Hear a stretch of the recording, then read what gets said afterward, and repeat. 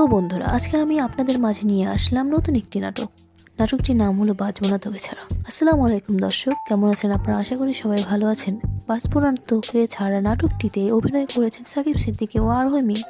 এই নাটকে পরিচালনা করেছেন জামরুল রাজু। চলন শুরু করা যায় ভিডিওটি। সাকিবের মা ছিল খুবই অসুস্থ, কোনোভাবে চলাফেরা করতে পারতো না, আর আরোহীর সঙ্গে ট্রেনের গতির মতো পরিচয় হয়েছে। একদিন আরোহীর সাথে সাকিবের দেখা, তারপর আরোহীর বাসায় চলে যায় সাকিব। যাওয়ার কিছুক্ষণ পরে জানতে পারে তার মা হসপিটালে ভর্তি। তারা তখনই ওখানে চলে যায়।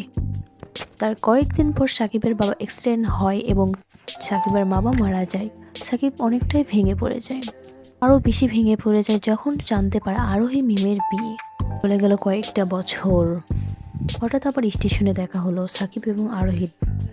যখন সাকিব জানতে পারলো আরোহী মিমের এখনও বিয়ে হয়নি, সে তার আত্মবিশ্বাস ফিরে পেল যেন।